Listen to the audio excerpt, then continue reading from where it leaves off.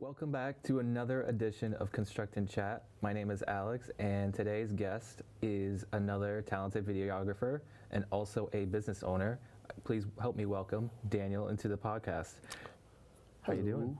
I'm good. How you doing? Good, good. So you've seen a couple episodes of Construct and Chat. I did. How do you feel about it so far? It's cool. It's really they're taking interviews. I like it. Oh, awesome. So today, I don't know if, obviously you're familiar with the show, but basically what the show is about is we construct this Lego set, which is 2 Formula One cars. I know your passion for cars. Yeah. I did my homework. Yeah. You have a lot of passions for cars. Yeah. You work on cars. I do a lot. How often do you work on cars? Naturally, once a week. Once a week? Once a week. Do you do work on your own car, or do you do? Yeah, the own car, exhaust, top if I have to, air swaps sometimes. But yeah, it's pretty fun. I'll do. Okay. Also, when we're constructing, we're also going to be chatting with you about how your upbringings, I know you're like into the videography. We'll get into like how you got into it, and then what your hopes and futures and aspirations are for going forward with that. You ready to construct? Let's do it. And chat? You get it? Yeah. I get it. Usually I have the guests build something while I chat with them, but for this episode, I will be joining in on the building, and we will be chatting at the same time. Can you do do both at the same time? Okay. Or is that okay? Yeah, Awesome, yeah. awesome. So when did your, when would be your first time taking an interest in videography? You know, that's a very long answer, but I'll try to make it short for me. No. You take all the time you need. So I would say even as a kid watching, I think when I moved to my hometown Avon, a lot of anime watching, you know, Dragon Ball Z, Gundam Wing, really was my passion. And then I would say when I got a bit older, I got into watching a lot of TV shows like Adrian Monk on USA Network. Oh, I remember that show. Yeah. Oh my that was a good gosh. show. Graceland, Fireflies. What I was watching up to a lot of like Vampire, Buffy, I think called something of that. Charmed. French Prince of Bel-Air, from like all those shows.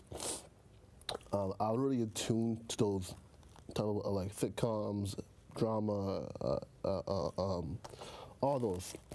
But I never really like thought, oh yeah, that's my passion. It wasn't until I'd say I got like high school and college where I got into really watching a lot of YouTube reviews, but more importantly, how the story was taking place. A lot of stories that I just find interesting. I really loved how they were to tell a story, a linear story that made you guess. Primarily, Lord of the Rings when I was like, I want to say 8 years old, and I remember watching Bilbo like why didn't you just take a hawk over the mountain and just throw in a volcano? But they didn't do that. So you know, even Harry Potter was also my go-to. Even now, I'll go home and put a whole marathon and watch it like a whole week and just call it a day. Okay. Harry Potter too is like, there's certain shows, movies that I gravitate toward. I'm glued to it, and I'm just like zoned in to a story, how it's made, the actors, the characters, and there's so many themes that you can pull from a project that is just glued to you. One of the things that I started doing when I first got into like actually wanted to make films was definitely understand the theme a director, writer was looking to portray. A lot of times we don't notice it in movies or TV shows, but there's a theme in there. Lord of the Rings has a huge themes in it. Harry Potter does too. Walking Dead. There's so many projects that has ideas about whether it's middle class, whether it's vampires or werewolves or and such. And when we, as the audience, take the time to look into it, it's very profound, like thinking how they took the time to really look at it. You know, that's what I look about movies. That we got into it from there, really. So your interest early on was like developing your own story and theme when it comes to making your own like films and Oh, yeah. other projects. Oh yeah, heavy on that. Yeah. So I know you went to school in, I believe, Massasoit. Yeah. What did you study there? And my second question is, what were you still interested in the animation / videography portion of that? Yeah, so I went to school for art, primarily animation. I wanted to be an animator and making animation stories. I actually took a break from that, you know, and I was given advice, I would say, to find your backup plan when you are and going into the world of art, because as you know, art is a very broad answer, a broad field, whether it's music, TVs, movies, writing, very broad topic. And when I was in Massasoit, I had these great ideas of projects, but didn't have the confidence to really pursue them. And so I just put them in a back burner of ideas. But as you know, ideas tend to hold me back and say, hey, for me, Yeah. you want, you know, like, I don't know, but let's do it. And so one thing that my ideas that I just really wanted to just do was I have a book that I'm working on as well that has been there in my head for at least 20 years. And so I'm at a point now where I have the confidence in myself to just go out and produce or write that project and just do it. And I realized when I had the ideas, when you overthink it, plug for Geo, we tend to think ourselves out in making those projects because we think it's too much or overwhelming. Yeah. So it keeps myself blurring, per se. You graduated from Massasoit, right? I'll be graduating this semester, actually. Oh, that's right, because you. Yeah. Oh, okay, that's Yeah, right, that's right. And you studied that in your Massasoit days. Yeah. We'll fast forward. You transferred to Bridgewater State. Yeah. What made you?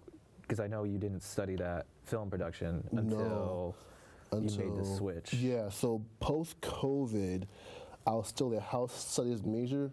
So quick story, I was a teacher in martial arts for 12 years. Technically it was 10 years, 4 with a student, 10 for teaching, but I'll get 12 for martial arts. In martial arts was my prime, really, my prime passion. Working out, sparring, training.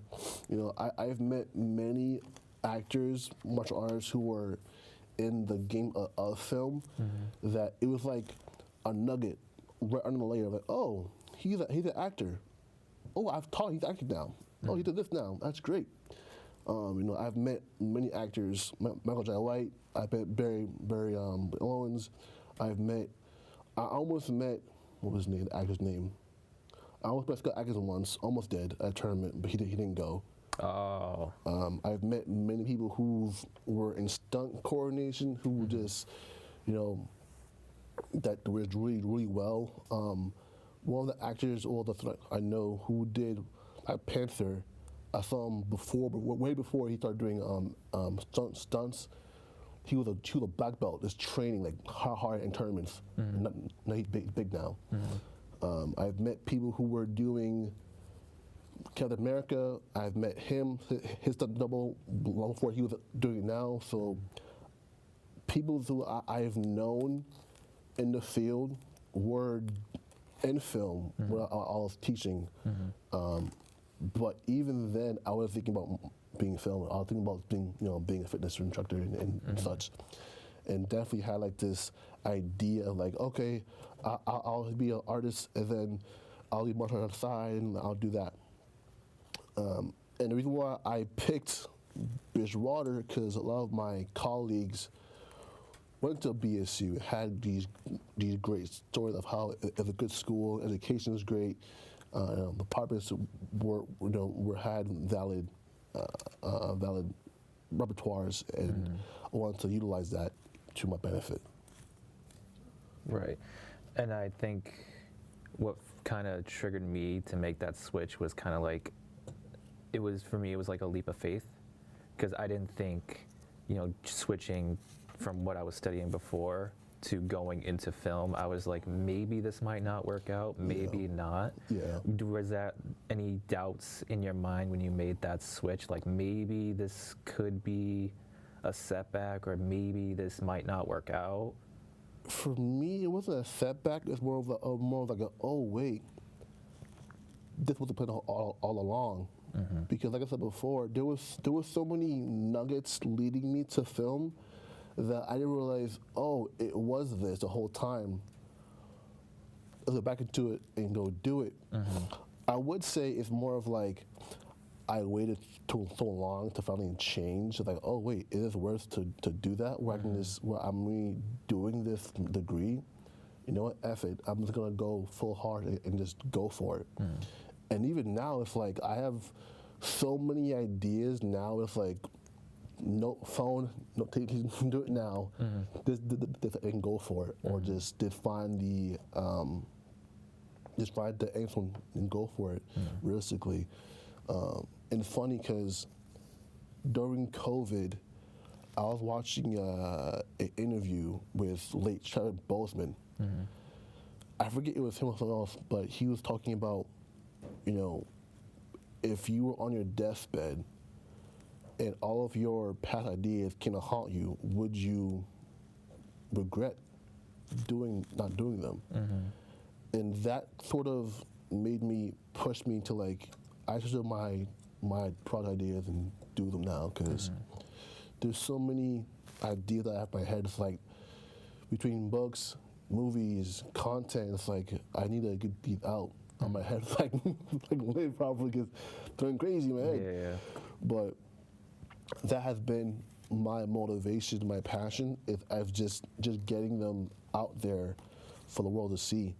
Because there's great ideas that just people don't go off, or they don't do it. Because some way or another, the universe will have someone else do it for you. Like, man, why for me, or why me, why not me? So I've always been my rule about that too, because there was a TV show that came out during COVID called Love Country. When I tell you, that sequence in my head, I'm like, wait a second, that's my idea. It's on TV now. That's crazy. And it's just like, put it through. It's like you see your own like creations of sort and be like, I could have thought of that. I could have been that person to come up with that. I wanted to talk to you about also, you talk about coming up with ideas. Do you also think about like having a team with you, or just who you can call on, be like, hey, what do you think about this idea? What do you think about that? Would you help me out with this? Would you help me out with that? Oh yeah. Can you talk to me about like what, how important that is to have that system of like, or a group of people to like help your ideas come to life? Is it important to have that? Definitely is. So during COVID, when I had that whole interview, I had this idea, this great interview, a good idea for a multi purpose company that did all of it. So it was animation, live action, TV shows, podcasts, music, even like teaching or such, where everyone had, or the company had this pulse on entertainment that worked in a way where if you had a friend who had a company that only did production in animation, and they needed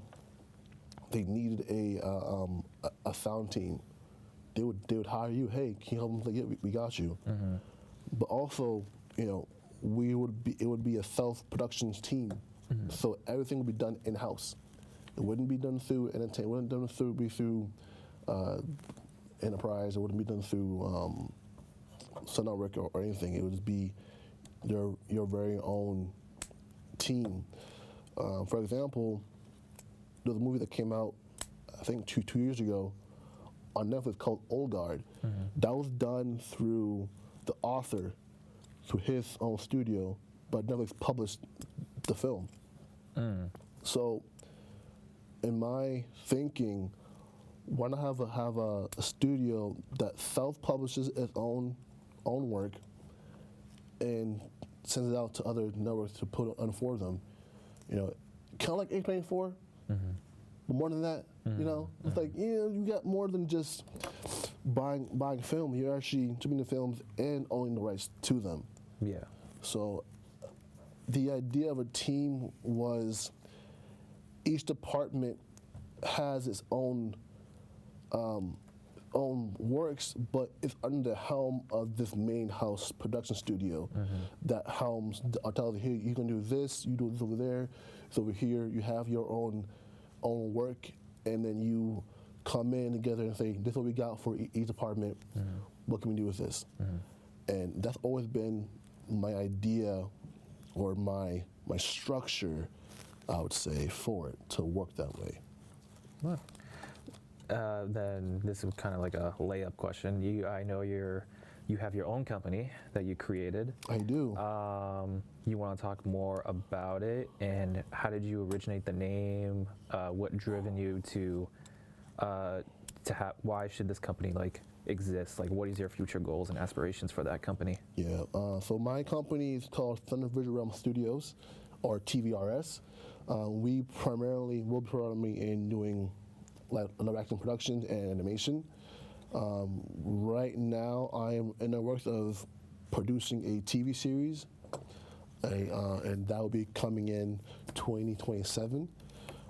And why I came up with a production studio, like I said before, I had these ideas that I just couldn't stop thinking about for like years.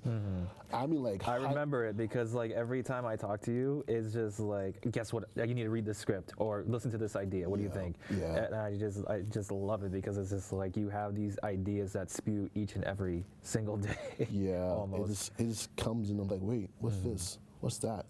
Oh, looks like that too. And it's just interesting because literally from high school, I was just like writing notes here and there or drawing ideas for a character. And the height, really, I would say this. I was playing a video game called Elder Scrolls Skyrim, and I would use their software to make mods and characters. So I was building these characters I had in my head. As my followers, I would just help me aid in my adventure in Skyrim. Yeah. And I remember this character. He was like a giant red guard with like teleport you out of thing, or like a character who was like only an archer character, like a self archer, or a tall tank. And that's what I always created when I was just at home doing my homework and it's playing it for like hours on hours.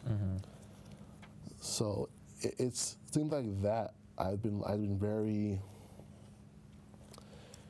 unique and just wanted to explore my mind in a sense, because everything has always been just grow a story that is human. And I love the ideas that come out, or whenever you reach out, you have an idea. Do those ideas come from life experiences, or do they just are randomly generated? Some are, not all of them.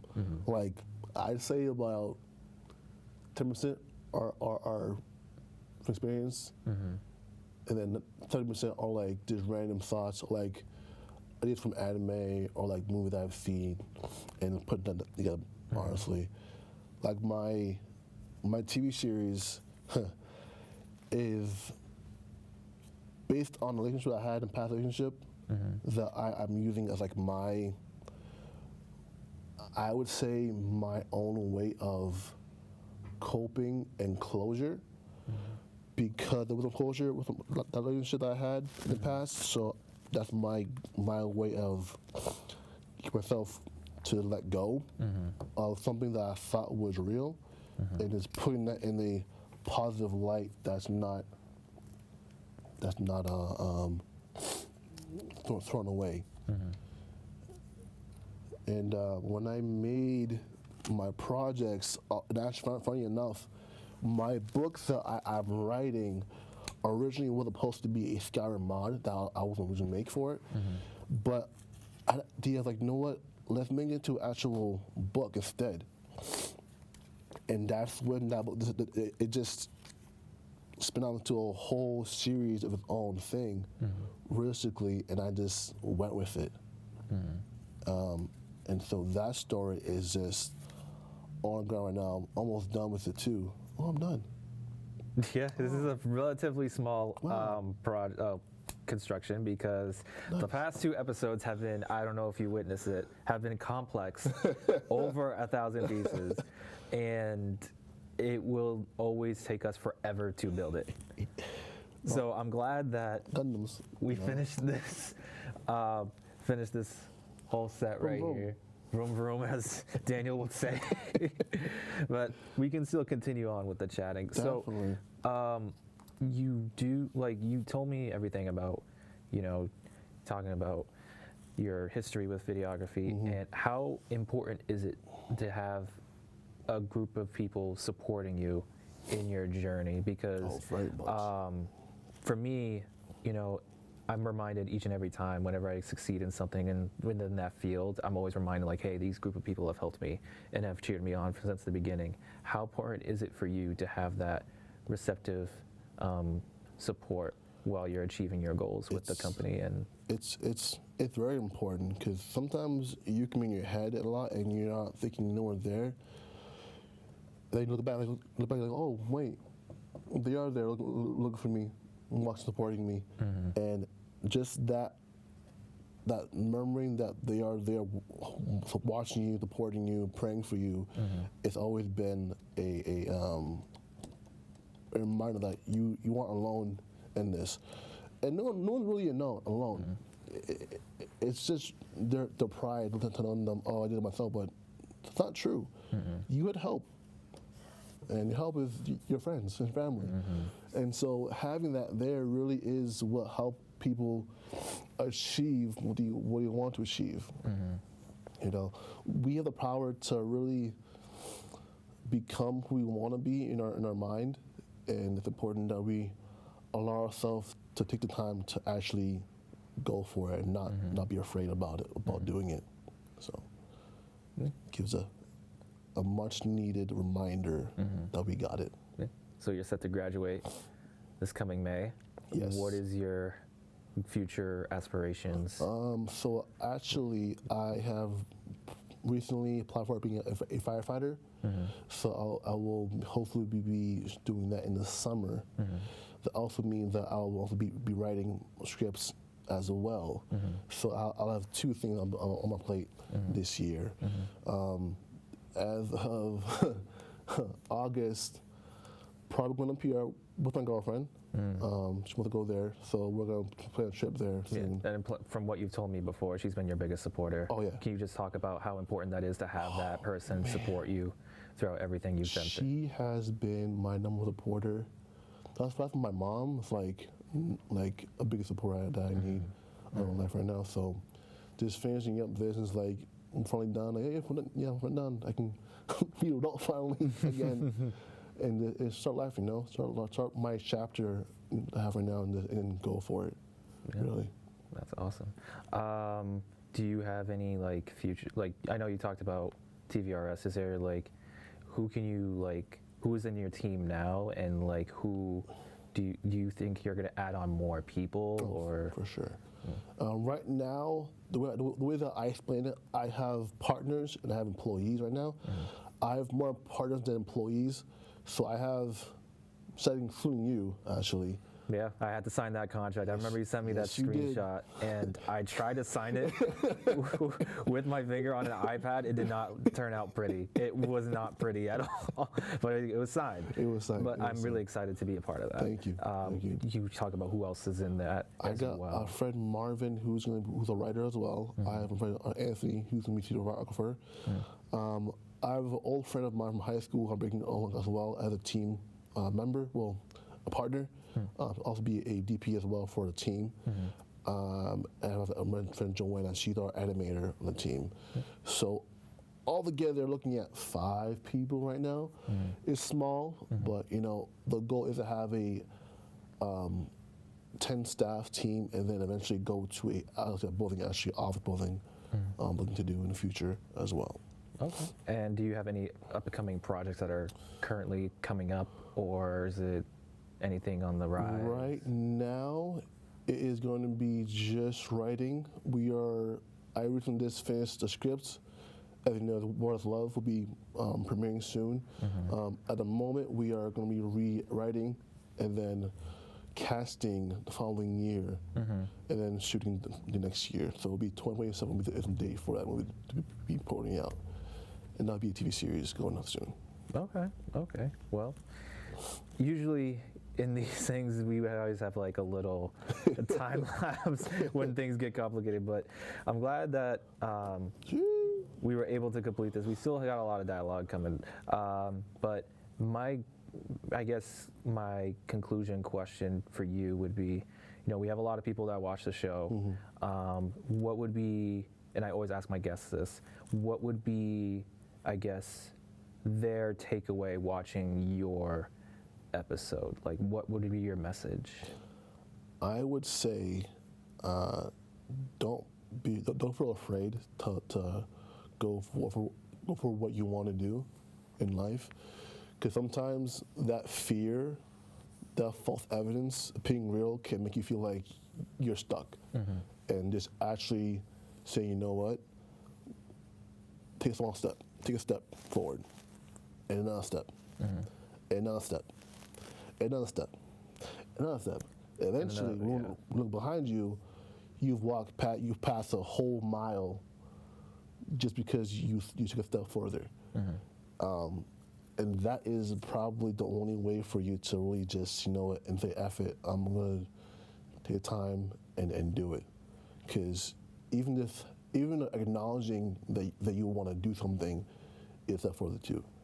And so find the tools, do the resources, the people, the friends, all of it helps, adds to it really. Yeah, that's it. Yeah, awesome.